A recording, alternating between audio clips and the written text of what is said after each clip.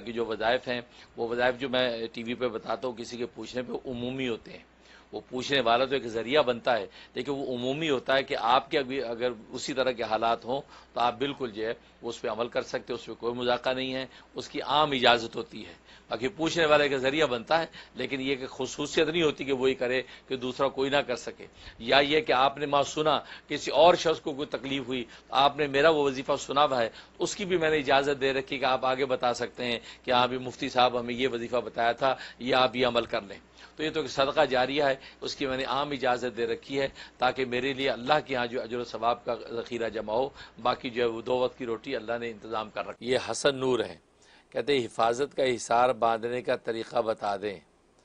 हिफाजत का हिसार बांधने का तरीक़ा नोट कर लें। तो वैसे भी बहुत से अब आपको ज़रूरत पेश आती है, घरों में भी आपको जब मौका मिले तो वो सबसे पहले 11 मरतबा औज़ु बिल्लाहि मिनश शैतानिर रजीम पढ़ें, 11 मरतबा। उसके बाद जो है वो 3 मरतबा सूरह फातिहा पढ़ें बिस्मिल्लाह मिला के, बिस्मिल्लाहिर रहमानिर रहीम अल्हम्दुलिल्लाहि रब्बिल आलमीन आमीन तक, ठीक। और उसके बाद जो है कुल हुवल्लाह पढ़ें 3 मरतबा, 3 मरतबा कुल हुवल्लाह पढ़ें। तो इसमें जो है वो हर दफ़ा बिस्मिल्लाह पढ़ने की ज़रूरत नहीं है। कुल हुवल्लाह पढ़ने के बाद फिर 3 मरतबा आयतुल कुर्सी पढ़ें, अल्लाहु ला इलाहा इल्ला हुवल हय्युल क़य्यूम, आयतुल कुर्सी पूरी पढ़ें।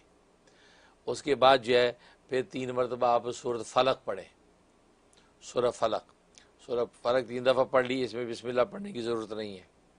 उसके बाद जो है फिर 3 मरतबा जो है वो आप सूरत नास पढ़ें।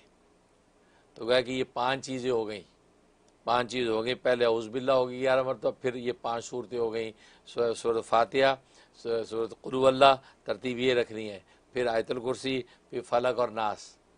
तो ये जो है सब 3-3 दफ़ा पढ़नी है। पढ़ने के बाद जो है वो शहादत की उंगली पे यूँ फूंकना है, 3 फूंके मारनी है। फिर ये अपने तसव्वुर में ला के आपने यूँ हिसार घुमाना है, उसमें आप अपने आप को हिसार में लाएं, ठीक, अपने घर को लाएं, अजीज़ व अकारीब को लाएं, जिस को भी आप लाना चाहते हैं तो आप उसको जब इस हिसार में दायरे में हिसार में लाते जाएं।